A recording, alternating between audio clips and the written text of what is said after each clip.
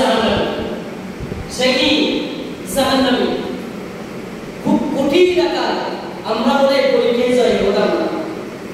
উনি ওনার মুরিদকে বললেন, আমার পিছনে যারা ফজর নামাজ পড়বে তারা প্রত্যেকেই জান্নাতি হবে, তবে আমি শুধুমাত্র তোমাকে এই কথাটা বললাম, এখানে রাতের বেলায় আর কেউ নাই, যদি এই কথা পাঠিয়ে পৌঁছাও তাহলে সে জাহান্নামী। সে কি হবে? জাহান্নামী। ওই পীর সাহেব ছিল, ওই মুরিদান ছিল হযরতে খাজা খাজাগান রাজা হিন্দুস্তান খাজা মঈনুদ্দিন চিশতি সঞ্জীবী হাসান সঞ্জীবী রাহমাতুল্লাহ আলাইহি। উনি রাতের বেলায় জানালা দিয়ে এক ব্যক্তিকে বলে দিলেন যে আমার পীর সাহেবের হাতে, আমার পীর সাহেবের পেছনে যারা এই রাতে ফজরের নামাজ আদায় করবে তারা প্রত্যেকে জান্নাতি হবে। একটু বড় করে বলি সুবহানাল্লাহ। ওই ব্যক্তি সারা রাত জাগ্রত থেকে মানুষের বাড়ি বাড়ি বাড়ি বাড়ি গিয়ে খবর দিল উসমান নারুনি রাহমাতুল্লাহ আলাইহির পেছনে যদি কেউ আজকের ফজরের নামাজ পড়ে তাহলে তারা প্রত্যেকে জান্নাতে যাবে। এবং সে সারা রাত মানুষের বাড়ি বাড়ি খবর পৌঁছে দিল। যখন রাত শেষ হয়ে যাচ্ছে, ফজরের ওয়াক্ত হলো, মুয়াজ্জিন আযান দিল, প্রতিদিনের মতো হযরত উসমান নারুনি নামাজ পড়ালেন। দেখতেছেন আজকে অন্য দিনের তুলনায় হাজার হাজার মানুষ এসে মসজিদ ভরপুর হয়ে, বারিন্দা ভরপুর হয়ে, মসজিদের মাঠ ভরপুর হয়ে গেছে। একটু বড় করে বলি সুবহানাল্লাহ। উনি নামাজ শেষ করার পর সবার সামনে খাজা মঈনুদ্দিন চিশতিকে ডাকা হলো যে আমি তোমাকে একটা গুফার কথা বলেছিলাম, এই কথা কি তুমি বাহিরে বুঝিয়েছ? তখন উনি সাথে সাথে স্বীকার করলেন যে আমি বাহিরে ছড়িয়ে দিয়েছি যে আমার পীরের পিছনে যারা ফজরের নামাজ পড়বে তারা প্রত্যেকে জান্নাতি হবে, এই খবর আমি বাহিরে বুঝিয়েছি। তখন ওই পীর সাহেব বলল, তোমাকে আমি বলেছিলাম যে বাহিরে পৌঁছাবে সে জাহান্নামী, তুমি কি এটা শুনো নাই?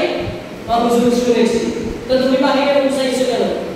হুজুর আমি একজন যদি জাহান্নামে যাই তাতে আমার কোনো দুঃখ নাই, যদি নবীর হাজার হাজার উম্মত আমার কারণে জান্নাতি হয় তাতে আমার কোনো অসুবিধা নাই। একটু আর করে বলি সুবহানাল্লাহ। এই ছিল আল্লাহর ওলিদের পরীক্ষা এবং পরীক্ষায় উত্তীর্ণ জয় হওয়া।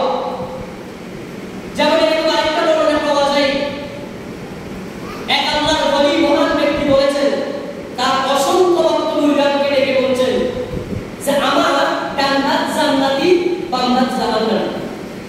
এখন তোমরা কোন হাত ধরবে? এখন তোমরা কোন হাত ধরবে? প্রত্যেকে দৌড়ে এসে হুজুরের ডান হাত ধরে ফেললো যে হুজুরের ডান হাত জান্নাতি, আমরা জান্নাতে যেতে চাই। আমরা কোথায় যেতে চাই? জান্নাতে যেতে চাই। কালা, একদম কালো একটা ব্যক্তি এসে হুজুরের, শুধুমাত্র একজন ব্যক্তি হুজুরের ডান বাম হাত ধরল।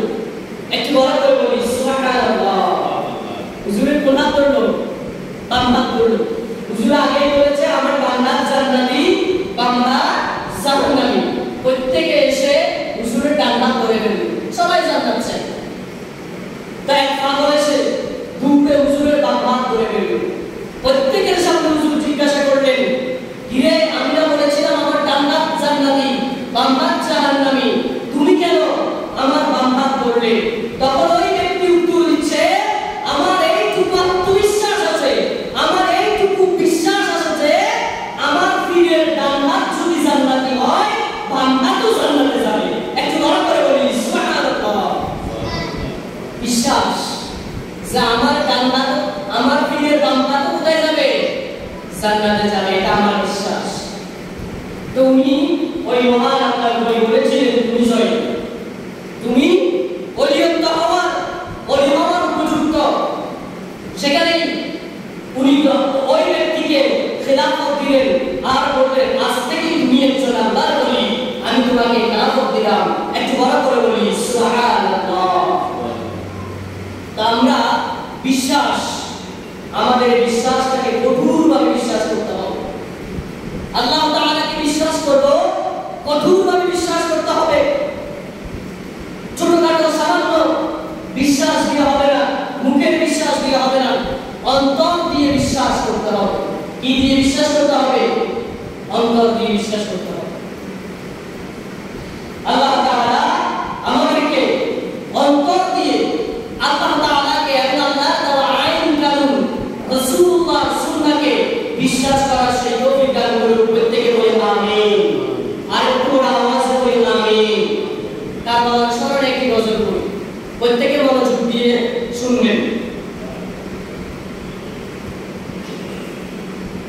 কারবালার করুণ কাহিনী কেমনে ভোলা যায়, কারবালার করুণ কাহিনী কেমনে ভোলা যায়।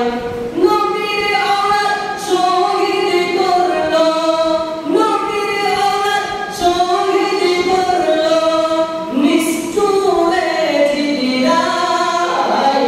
কারবালার করুণ কাহিনী কেমনে ভোলা যায়, কারবালার করুণ কাহিনী কেমনে ভোলা যায়। দয়ালের নবী সেই গলাতে চুমু খেতেন দিনে রাতে, দয়ালের নবী সেই গলাতে চুমু খেতেন দিনে রাতে। সেই গলাতে বিষের চুরি, সেই গলাতে বিষের চুরি, শিবরে সালায়। কারবালার করুণ কাহিনী কেমনে ভোলা যায়, কারবালার করুণ কাহিনী কেমনে ভোলা যায়। মা ফাতেমার কান্নার সুরে বিশ্বভুবনে হাই হাই করে, মা